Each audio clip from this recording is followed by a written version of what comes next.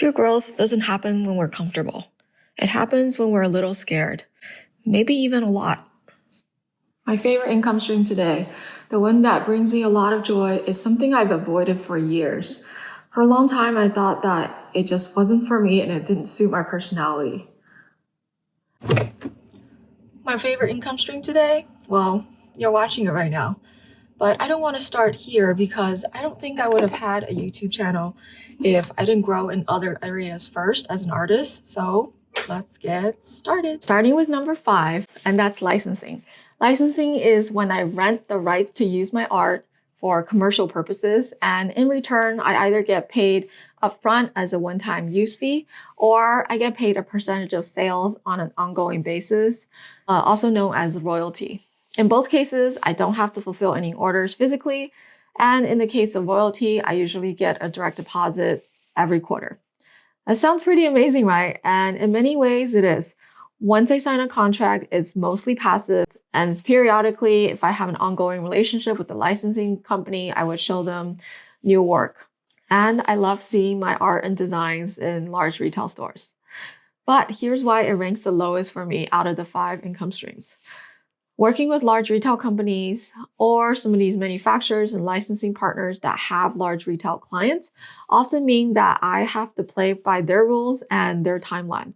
If I'm lucky, the company will select work that I've already created, but oftentimes these companies follow commercial trends very closely and they change seasonally because they are looking to sell things in mass quantities. And sometimes those trends don't align with my personal style or my current subject matter interest. Now, I know I'm trying to have a commercially viable business, so I'm not naive to say that I should just make whatever I want and the company will like them. However, I do think that it can be creatively limiting if that's the main income stream that you're relying on. I did work with a really great licensing partner who usually picks art from my recent or past collections. Some of those bestsellers are still on sites like Target and Wayfair. But there are other companies that are a little more sketchy. They use throw spaghetti on the wall from hundreds of artists with thousands of pieces of art and see what sticks. And it's just not as fulfilling. If a licensing deal does come your way, I would be really explicit about in what way and for how long your art will be used. And I would also be careful about your exclusivity clause, meaning if they have rights to use your art, can you also license the same art to other companies or can you sell it yourself? So if you're someone who loves more creative freedom in your work, I'm not dismissing this outright. I think it's a great way to supplement your income with something passive, but I would definitely balance that out with something else that's more creatively fulfilling. Before I continue, I want to ask you something. I'd love to get to know you a little bit, the person watching my video. Can you comment on what you do for a living? Or if you're a full-time student or retired or a stay-at-home parent, I'd want to know that too. I have a feeling that a majority of my viewers are not from a traditionally creative background or work in a creative field like I was many years ago. So let me know what your 9 to 5 is. And now let's continue. All right, next up are in-person events, such as holiday markets, pop-up shows, and arts and craft fairs. These events can be incredibly fulfilling because it's the only way I get to interact with my customers face-to-face. There's nothing like it when someone I've never met pops into my booth, sees something I made, and their eyes light up because something personally speaks to them. One time many years ago, I was doing a show in Portland, and this lady came up to my booth.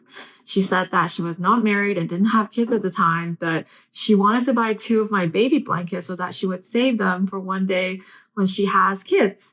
And to add icing on a cake, she was from Australia and was flying home the next day. I don't ship to Australia often, but I like to think that a few of my baby blankets are out there, hopefully hugging babies by now. These in-person events can also be pretty lucrative. Before we had kids, my husband and I would do these shows more, and we would consistently make 4 figures or more for an entire weekend show. One time for a holiday market, we made over $6,000, which is really hard to do online in the same period of time. For small businesses, it's also a great, effective, and fast way to get your products in front of people in a short period of time to get real-time feedback and also test new ideas on designs. But as a parent with 2 young kids, events became unsustainable. Most of these shows fall on weekends and they often require travel. If you don't live in an area where there's a lot of these opportunities locally, when you do travel, you have to bring all your stuff with you, which can be costly. I love connecting with my customers in real life, but logistically right now, it just doesn't fit into our family life. So we haven't done a show since my second kid was born. If you're thinking of doing events, just keep in mind the time commitment, but also go in with curiosity and willing to experiment different ideas and different selling tactics. I do miss doing it sometimes, and I hope to get back to it when my kids are a little older. My oldest is 6 now. It might actually be fun for her to sit in on one of those events and just have her learn some basic sales and commerce skills. All right, coming in at number 3 is wholesale. Wholesale is when I sell my art and products in large quantities to retail stores, in which they then sell it to their local communities. Wholesale has been a significant part of my business growth. Remember earlier I said it felt good to see my art in large retail stores, but I actually find more personal satisfaction in seeing my art on the shelves of beautiful independent shops. Some of my stockists have become dear friends over the years, and that's what makes this income stream so special. I love knowing that my art is being appreciated by someone who's really thoughtful about what they carry in their store, and I feel more emotionally invested in their success than a large retail store where I'm just one of thousands of vendors and the interaction tend to feel a bit more transactional. But here's the but. Wholesale does take a lot of time and effort to establish. And even once you get it going, you have to continue to put yourself out there to pitch to new stores, to nurture new relationships, which means that you're guaranteed to face rejection. Now, I think rejection is ubiquitous once you have your own business, but I also think that wholesale requires different skills from you. You'll need to implement systems and processes. You'll have to level up your skills from being just an artist to a salesperson, an operational manager, etc., while still working on your bread and butter, the creative work. All that said, I think it's doable, and I want to recommend 2 resources. The first one is Wholesale in a Box, wholesaleinabox.com. And the second one is the podcast called Proof to Product by Katie Hunt. I will include links in the video description. Wholesale is amazing for building a virtual or local community, for supporting your small businesses, and for reaching customers that you otherwise wouldn't be able to reach. All right, coming in at number 2 is e-commerce or selling online. That includes having your own website or at an online marketplace like Etsy. This one has a special place in my heart because I love that I can share my physical art with people from all over the world. I've had customers order from me from Japan, Australia, Italy, just places that my younger self would never believe that my art could reach. I shared in another video a while back that I'm self-taught and didn't start my art journey until I was in my 30s. And sometimes it's still hard to believe that something I picked up as a hobby while I was working full-time in corporate could turn into this. E-commerce is also incredibly flexible because your shop is essentially open 24/7. You don't need to hire a store manager and you don't need to be there physically for the store to be open. The profit margin is also pretty healthy. My main costs to maintain those sites are the listing fees on Etsy or a monthly hosting fee through Shopify. And unlike wholesale, I'm selling my products at the full retail price. The profit margin for my art prints are as high as 80%. So it can be really rewarding when I combine my online shop with a growing email list. But like anything else, it has its challenges. E-commerce orders also tend to be smaller in value than wholesale orders, and your repeat customers tend to be lower too. That means you're constantly having to promote your new work to new customers or try to sell more to existing customers. And just because you don't need foot traffic to your store, you still need to drive traffic to your online shop. With the saturation and increased cost of online ads, and generally people feel fatigued about social media, it's become harder and harder to stand out on these platforms. So you'd really have to find innovative and out-of-box ways to find your people online these days. It admittedly used to be easier on those social media platforms, but not anymore. All right, coming in at number 1, and that's YouTube.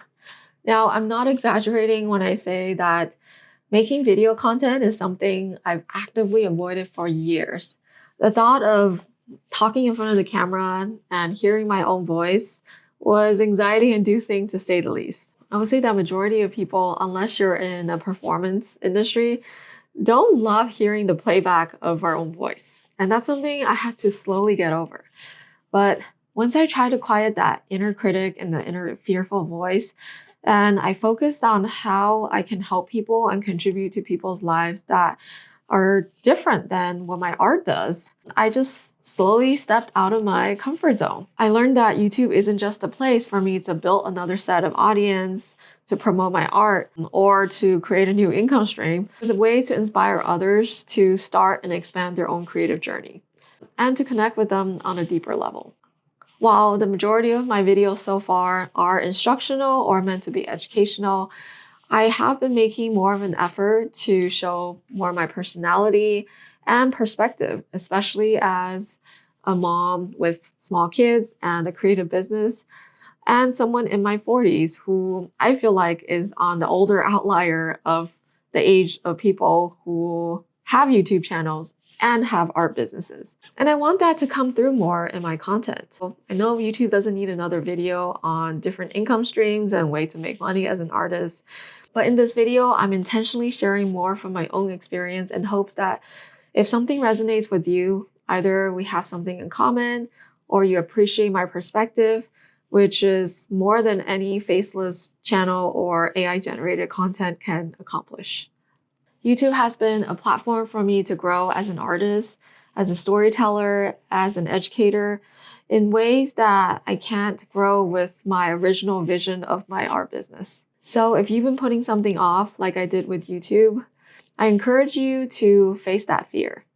It could be the thing that helps you grow the most.